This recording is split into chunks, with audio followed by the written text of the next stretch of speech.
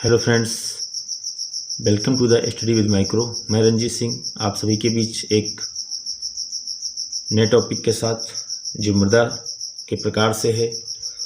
मृदा क्या है, मृदा का संगठन कैसे होता है, मृदा का निर्माण कैसे होता है, इसका एक पार्ट अपलोड कर दिया गया है। ये दूसरा पार्ट है। इसमें हम देखेंगे टाइप ऑफ सॉइल्स, मिट्टियों के प्रकार, जो ICAR 1942 जिसका मुख्यालय नई दिल्ली में है, भारतीय कृषि अनुसंधान परिषद, भारतीय कृषि अनुसंधान परिषद जिसने भारतीय मिट्टियों को 8 वर्गों में विभाजित किया है, उसी का पहला टाइप आज हम देखेंगे, दोमट मिट्टी। या इसी दोमट मिट्टी को हम फ्रेंड्स जलोढ़ या कांप कछारी मृदा के नाम से भी जानते हैं। इसको इनसेप्टी सॉइल भी कहा जाता है, इसे एलोवियल सॉइल भी कहा जाता है। तो कुछ यहाँ पर क्वेश्चन ऐसे बन जाते हैं फ्रेंड्स, यहीं से क्वेश्चन आपका बनने वाला है। यानी कि जलोढ़ या दोमट मिट्टी को और किन नामों से जाना जाता है, किस उपनाम से जाना जाता है? तो कांप मिट्टी या कछारी मृदा के नाम से जाना जाता है। और फ्रेंड्स, या तो इसको हम कह सकते हैं रेतीली प्रकार की मृदा है, दोमट या रेतीली प्रकार की मृदा है। इसको यानी कि इनसेप्टी सॉइल भी कहते हैं, इनसेप्टी सॉइल या एलोवियल सॉइल के नाम से भी जाना जाता है। जलोढ़ मृदाएं देश के 14.25 लाख हेक्टेयर यानी कि लाख वर्ग किलोमीटर क्षेत्र पर फैला हुआ है। ये पश्चिम में पंजाब मीन्स सतलज नदी से लेकर के पूरब असम में ब्रह्मपुत्र नदी घाटी तक फैली हुई है। यानी कि दोमट मिट्टी का क्षेत्र देखा जाए तो भारत में लगभग 43% है। 43% 4 जो है, इसको हम 43% कह सकते हैं। तो भारत में सबसे ज़्यादा देखा जाए अगर किस मिट्टी का विस्तार है तो वो है दोमट एलोवियल सॉइल का प्रतिशत है। कहाँ से? पश्चिम में पंजाब से लेकर सतलज नदी से लेकर ब्रह्मपुत्र घाटी यानी कि ब्रह्मपुत्र नदी तक फैला हुआ है। यह निक्षेपण मृदा है, निक्षेपण मृदा है जिन्हें नदी निक्षेपण में से ट्रांसफर सॉइल भी कह सकते हैं इसको, क्योंकि इसमें क्या होता है, नदियों के द्वारा ये मृदा जो होती है, नदियों के द्वारा, सरिताओं के द्वारा बहित तथा निक्षेपित होती रहती है, इसलिए इसको हम निक्षेपण मृदा भी कह सकते हैं, क्योंकि नदियों के द्वारा क्या होती है फ्रेंड्स, बहाकर लाई जाती है। नेक्स्ट, यह मिट्टी जो है हिमालय के 3 नदी तंत्रों सिंधु, गंगा, ब्रह्मपुत्र और उनकी सहायक नदियों द्वारा लाए गए निक्षेपों से बनी हुई है। तो इसमें काफ़ी पॉइंट आपके इंपॉर्टेंट रहने वाले हैं, थोड़ा वीडियो को अच्छे से देखिएगा। नेक्स्ट पॉइंट देखते हैं।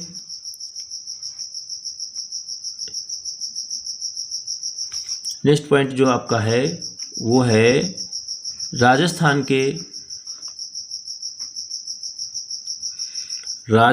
के एक संकीर्ण गलियारे से होती हुई यह मृदा गुजरात के मैदानों तक फैली हुई है। ये भी ध्यान रखिएगा।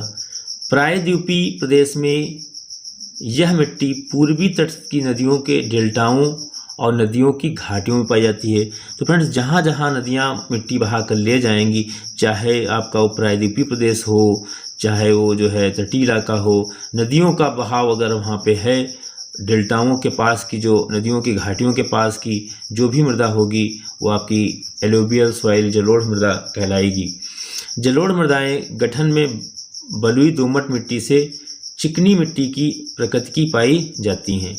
जो जलोढ़ मृदाएं होती हैं इनके गठन में कहा गया है बलुई दोमट मिट्टी से चिकनी मिट्टी की प्रकृति पाई जाती है।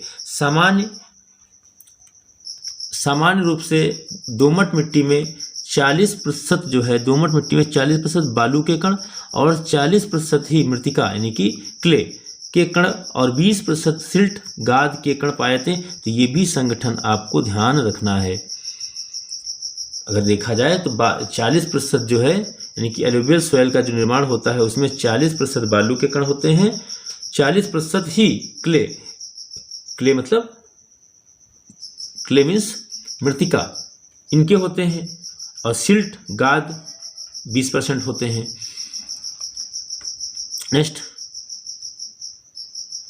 इस मिट्टी में पोटास की मात्रा अधिक होती है और फास्फोरस की मात्रा कम होती है। साथ साथ में चूना और जैव पदार्थों की अधिकता पाई जाती है। तो फ्रेंड्स ये भी आपका काफ़ी इंपॉर्टेंट फैक्ट रहने वाला है कि जलोढ़ मिट्टी में जो है फास्फोरस की अधिकता होती है, फास्फोरस की कमी होती है और पोटास है आपका, उसकी अधिकता होती है। नाइट्रोजन की कमी भी पाई जाती है। नाइट्रोजन और फास्फोरस इन दोनों की क्या पाई जाती है, कमी पाई जाती है और पोटास की जो है अधिकतम मात्रा पाई जाती है। गंगा के ऊपरी और मध्यवर्ती मैदान में, जो गंगा का ऊपरी इलाका है और जो मध्य वाला मैदान है, इसमें जो मृदा पाई जाती है उसको खादर और बांगर नाम से दो भागों में विभक्त किया जाता है, यानी कि दो भागों में बांट दिया जाता है। खादर जो है फ्रेंड्स, खादर प्रतिवर्ष बाढ़ के द्वारा या बाढ़ों के द्वारा या फ्लड्स के द्वारा निक्षेपित होने वाला एक नया जलोढ़क या जलोढ़ मिट्टी होती है। तो खादर फ्रेंड्स क्या है, खादर जो मृदा होती है फ्रेंड्स, वो बाढ़ के समय नदियों द्वारा निक्षेपित मतलब बहा कर लाई गई नई मिट्टी होती है, उसी को हम नया जलोढ़क कहते हैं। जो बांगर होता है फ्रेंड्स, वो पुराना जलोढ़क होता है जिसका जमाव बाढ़, ये फ्रेंड्स गलत लिखा हुआ है यहाँ पे, क्या होगा, जिसका जमाव बाढ़कृत मैदानों से दूर होता है, उसको क्या कहेंगे हम, पुराना जलोढ़। इस मिट्टी में सामान्यतः दो वर्ग हैं, एक को हम यानी कि खादर कहते हैं फ्रेंड्स, एक को हम बांगर कहते हैं। तो आइए देख लेते हैं अलग अलग बांगर क्या है और खादर मृदा क्या है। तो ये रहा फ्रेंड्स आपका बांगर मृदा। बांगर मृदा जो होती है पुरानी जलोढ़ मृदा है, क्योंकि जहाँ पर बाढ़ का पानी नहीं पहुँच पाता है वहाँ पर जो मृदा दूर की होती है वो मृदा कहलाती है बांगर। यह मिट्टी सतलज और गंगा के मैदान के ऊपरी तथा नदियों के मध्यवर्ती मैदानों में पाई जाती है। सामान्यतः बाढ़ का पानी यहाँ पर नहीं पहुँच पाता है, तो ये इस पॉइंट को आप ध्यान रखिएगा। गंगा का जो ऊपरी भाग है, ऊपरी मैदान जहाँ पर पानी नहीं पहुँच पाता है बाढ़ का, और जो गंगा का मध्यवर्ती, नदियों के मध्यवर्ती भाग में जो है जहाँ पर पानी नहीं पहुँच पाता है, तो ऐसे क्षेत्र को फ्रेंड्स क्या कहते हैं हम लोग, बांगर मृदा कहते हैं। इसमें चीका और बालू की मात्रा लगभग बराबर होती है। तो फ्रेंड्स याद रखिएगा, यानी कि बांगर में चीका बालू की मृदा जो होती है लगभग मात्रा समान होती है, साथ ही इसका रंग जो होता है वो गहरा होता है। बांगर का मैदान रबी फसल के लिए अधिक उपयुक्त होता है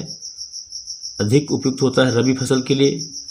इसमें कौन कौन सी फसलें हो सकती हैं फ्रेंड्स, तो इसमें गेहूं है, कपास है, तिलहन है।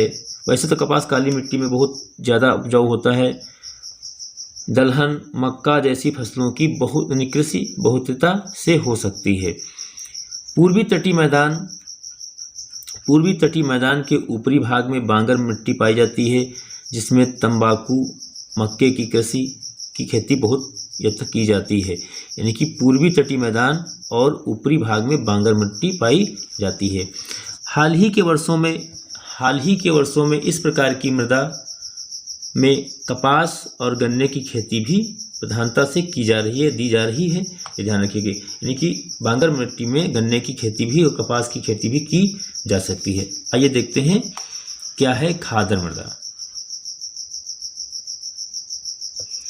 तो फ्रेंड्स खादर जो मृदा होती है इसको हम नवीन जलोढ़ कहते हैं। बाढ़ के पानी के लगभग प्रतिवर्ष पहुंचने के कारण इस मृदा का नाम, यानी कि इस मृदा का नवीनीकरण हो जाता है। यानी कि हर बार बाढ़ में बह करके नई मिट्टी आ जाती है, उसी को हम लोग कहते हैं नवीनीकरण हो जाता है, तो इसलिए नवीन जलोढ़ कहते हैं। इस मृदा में सिल्ट और क्ले की तुलना में अधिक पाया जाता है। यानी सिल्ट जो होता है वो ज़्यादा पाया जाएगा और क्ले कम पाया जाएगा। वैसे जैसे कहा गया था सिल्ट जो होता है मृदा निर्माण में केवल मात्र 20% ही पाया जाता है, जबकि 40% क्या होता है फ्रेंड्स, 40% जो आपका होता है वो क्ले होता है। जबकि इसमें आपको ध्यान रखना खादर वाले में क्योंकि बाढ़ के द्वारा बहा के लाई गई जो मिट्टी होती है उसमें सिल्ट की मात्रा ज़्यादा होगी और क्ले की मात्रा कम होगी, और इसका रंग भी क्या होगा, हल्का होगा, किसके, बांगर की अपेक्षा। यह मृदा निम्न गंगा के मैदान, ब्रह्मपुत्र घाटी और डेल्टाई क्षेत्रों में पाई जाती है। तो फ्रेंड्स जैसे कि देखो कहा गया यानी कि मृदा जो है निम्न गंगा मैदान, तो जो निम्न भाग होगा जहाँ पे वर्षा का पानी, बाढ़ का पानी पहुँच जाएगा वहीं तो पाई जाएगी खादर मृदा, चाहे ब्रह्मपुत्र की घाटी हो, चाहे डेल्टाई क्षेत्र हो। नेक्स्ट पॉइंट, यह मृदा जो है खरीफ फसलों यानी मुख्यतः चावल और जूट कृषि के लिए विशेषकर उपयुक्त होती है। इस फैक्ट को याद रखिएगा। जो आपकी मृदा है खादर, वो मुख्यतः खरीफ फसलों के लिए मानी जाती है और उसमें चावल और जूट की कृषि के लिए विशेष रूप से उपयुक्त होती है। शुष्क क्षेत्रों में इस मिट्टी में लवड़ी और क्षारी गुण भी पाए जाते हैं, जिसे स्थानीय भाषा में, ये फैक्ट आपका इंपॉर्टेंट रहेगा, यानी कि शुष्क क्षेत्रों में इसी मिट्टी में लवड़ी और क्षारी गुण पाए जाएंगे, जिन्हें स्थानीय भाषा में हम रेह कहते हैं या कल्लर कहते हैं या थुर कहते हैं आदि नामों से जाना जाता है। यानी कि फ्रेंड्स जो खादर मृदा है, इस मृदा को हम रेह, क्योंकि जब देखो बाढ़ में कोई मिट्टी बह के आती है तो देखा होगा आपने, कहते हैं देखो मिट्टी यहाँ पे रेह गई, जम गई, कल्चर या कल्लर होता है, इसको कल्लर कहेंगे, हमें लग रहा है कल्चर नहीं होगा, कल्लर होगा, कल्लर और धुर, कल्लर, कल्लर, धुर आदि नामों से खादर मिट्टी को जाना जाता है। आइए देखते हैं काली मृदा। काली मृदा जो सेकंड है, काली मृदा ब्लैक सॉइल या इसको बर्टी सोल भी कहते हैं, बर्टी सोल या ब्लैक सॉइल। काली मृदा या काली मिट्टी भारत की तीसरी प्रमुख मिट्टी है, जिसे हम रेगुर, काली कपासी मृदा, अंतर्राष्ट्रीय स्तर पर उष्णकटिबंधीय चरणोजम इत्यादि नामों से जाना जाता है। तो फ्रेंड्स जो ब्लैक सॉइल है इसे हम रेगुर कहेंगे, कहीं कहीं रेंगुर लिखा होता है, रेगुर, काली कपासी मृदा, एक कपासी मृदा भी कह सकते हैं, इसको चरणोजम सॉइल के नाम से भी जाना जाता है। यह मृदा लगभग 5 लाख वर्ग किलोमीटर क्षेत्र में फैली हुई है, ये ध्यान रखिएगा आप। और ये फैक्ट कोई ज़रूरी नहीं है कि यह 100 से लेकर 250 उत्तरी अक्षांश और 730 से लेकर 800 देशांतर के बीच पाई जाती है, ये फैक्ट कोई जरूरी नहीं है, बट ये 5 लाख हेक्टेयर क्षेत्र किलोमीटर में फैला हुआ, तो ये ध्यान रखिएगा, पूछा जा सकता है और इनके उपनाम पूछे जा सकते हैं, उपनाम। ठीक है फ्रेंड्स, नेक्स्ट है इस मृदा को हम क्या कहते हैं, इस मृदा को हम रेगुर या कपासी मृदा के नाम से भी जानते हैं। और यह मृदा जो होती है मुख्यतः महाराष्ट्र में सबसे ज़्यादा पाई जाती है, बस ये ध्यान रखिएगा आप, बाकी पढ़ लीजिएगा, कोई ज़रूरी नहीं है, बस ये ध्यान रखिएगा। जो काली कपासी मृदा है सबसे ज़्यादा कहाँ होती है, तो महाराष्ट्र में होती है, उसके बाद आपका दक्षिणी पूर्वी गुजरात में भी पाई जाएगी और पश्चिमी मध्य प्रदेश, कर्नाटक, उत्तरी तेलंगाना, यानी जो भी रीजन आपका महाराष्ट्र का है, महाराष्ट्र से जो भी राज्य स्टेट बॉडी यानी कि इसकी बॉडी मतलब उसके सीमा से जुड़े हुए हैं, उन सब में ब्लैक सॉइल पाई जाएगी। इस मिट्टी का निर्माण लावा पदार्थों के विखंडन से हुई है, ये फैक्ट याद रखिएगा। ब्लैक सॉइल का निर्माण लावा पदार्थों के विखंडन से हुई है, ये ध्यान रखिएगा आप। चलिए अगला नेक्स्ट पॉइंट देखते हैं। इस मृदा के काले रंग का होने का कारण कुछ विशिष्ट साल्ट लवणों जैसे लोहा है, यानी ब्लैक सॉइल में लोहा, एल्युमिनियम, टिटनी, फेरस, मैग्नेटाइट यौगिक पाए जाते हैं। ब्लैक सॉइल में जो है लोहा पाया जाएगा, एल्युमिनियम पाया जाएगा, ये ध्यान रखिएगा। यह मिट्टी काफ़ी उपजाऊ होती है। उच्च क्षेत्रों में काली मृदा की उर्वरकता निम्न क्षेत्रों की काली मृदा की तुलना में कम होती है, यानी ऊंचे क्षेत्रों में जो काली मृदा पाई जाती है उसकी जो फर्टिलिटी होती है वो निम्न क्षेत्रों की जो काली मृदा होती है उस मिट्टी की तुलना में कम होती है। तो जो निम्न क्षेत्र में पाई जाएगी मिट्टी ब्लैक वाली, उसकी उर्वरता क्या होगी, फर्टिलिटी ज़्यादा होगी, और जो ऊंचे क्षेत्रों में पाई जाएगी उसकी फर्टिलिटी क्या होगी फ्रेंड्स, कम होगी। पॉइंट इंपॉर्टेंट रहने वाला है। यह मिट्टी गीली होने पर फूल जाती है, यह मिट्टी गीली होने पर फूल जाती है और चिपचिपी हो जाती है। सूख जाने के बाद सिकुड़ जाती है, सिकुड़ने के बाद इसमें लंबी और गहरी दरारें पड़ जाती हैं। इसीलिए इसको फ्रेंड्स क्या कहा जाता है, इस प्रकार इस मिट्टी को हम लोग इस मिट्टी को सुतह जुताई, यानी कि जुताई सुतह होती है, इसीलिए इसको हम सुतह जुताई वाली मृदा भी कह देते हैं। इस मिट्टी में लोहा, एल्युमिनियम, मैग्नीशियम, चूने की अधिकता होती है, जबकि नाइट्रोजन और फास्फोरस और जैविक सामग्री की कमी होती है। तो जैसे फ्रेंड्स अभी आपने देखा था जलोढ़ मृदा में नाइट्रोजन फास्फोरस की कमी होती थी, पोटास की मात्रा अधिक होती थी।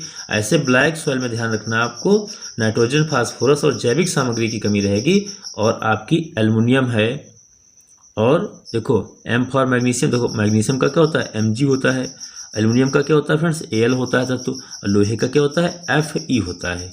तो अगर इसको शॉर्ट में याद करें हम, तो हम कह सकते हैं F ले लो यहाँ से, तो FAM,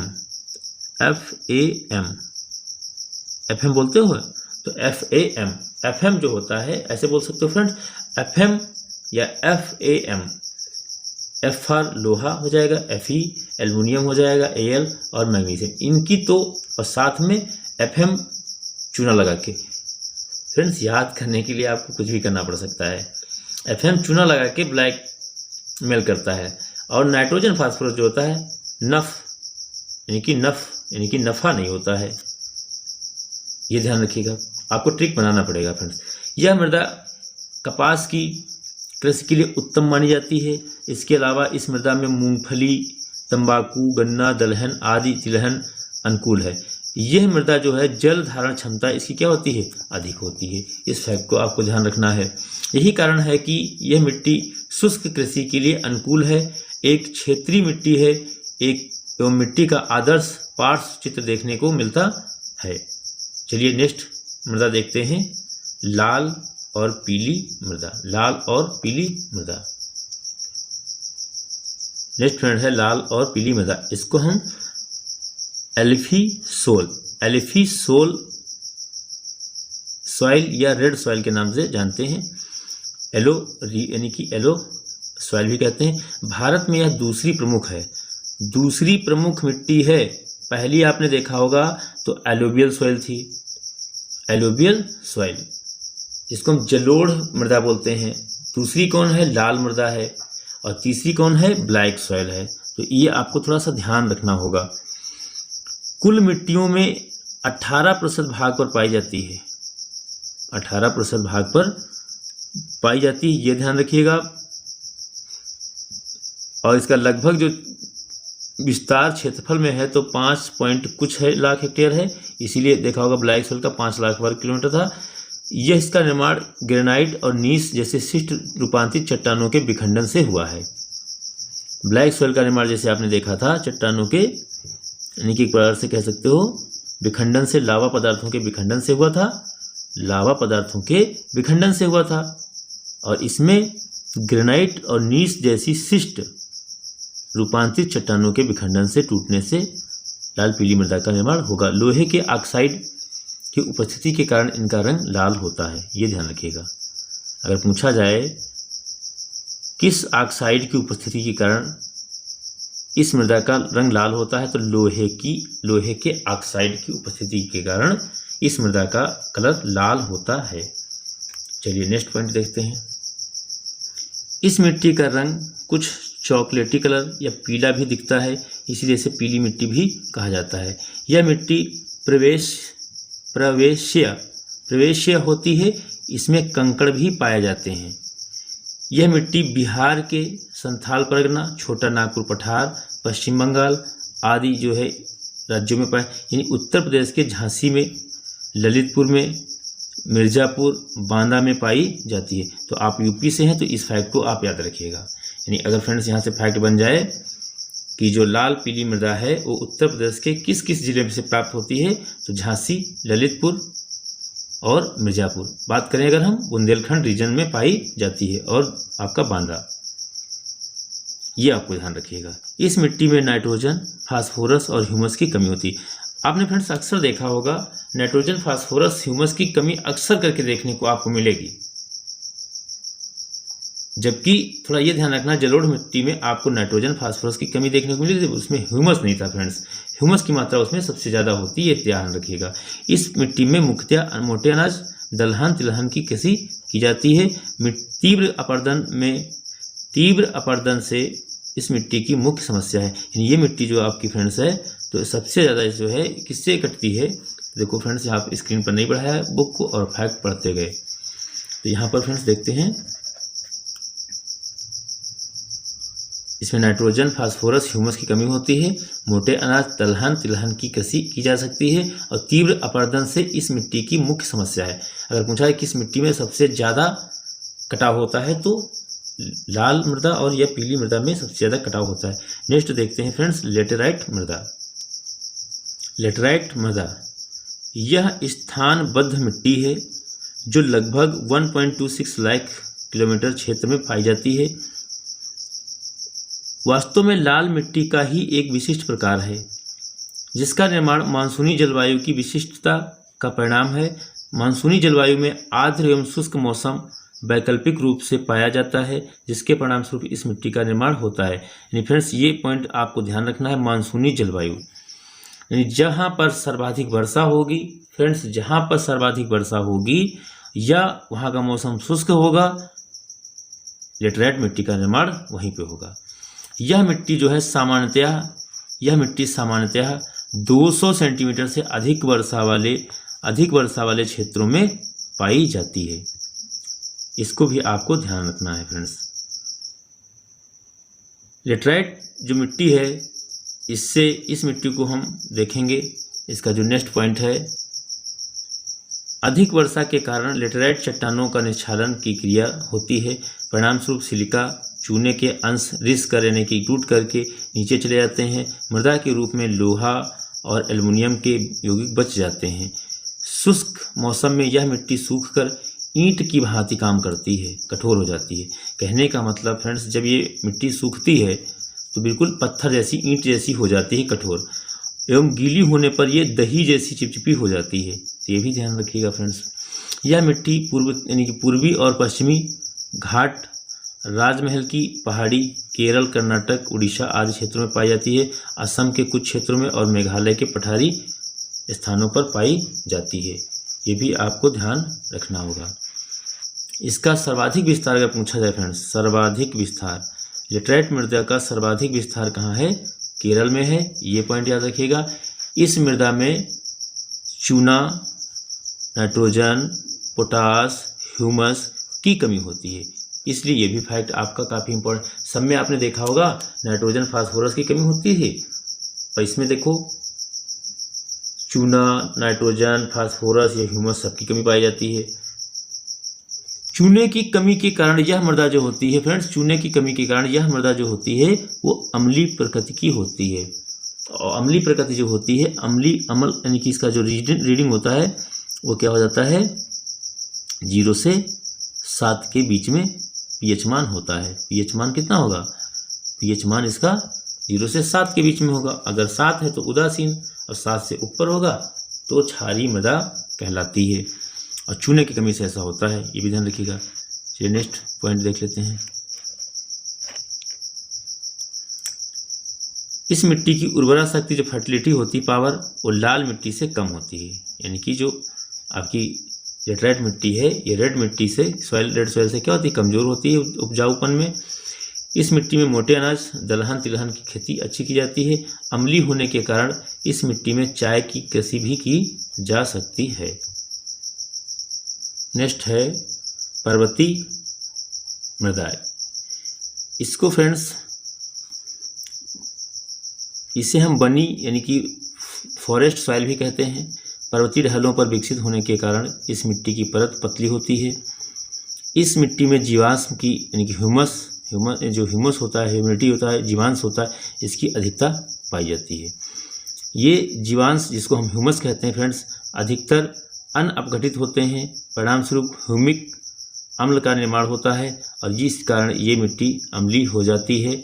अम्लीय मृदा का मान पीएच मान जो होता है 7 से कम होता है। इस मिट्टी में पोटास, चूने की और फास्फोरस की कमी पाई जाती है। और भारत में इस प्रकार की मृदा में सब्जी का उत्पादन अच्छी तरीके से होता है, जैसे कि आलू और चाय की पत्ती।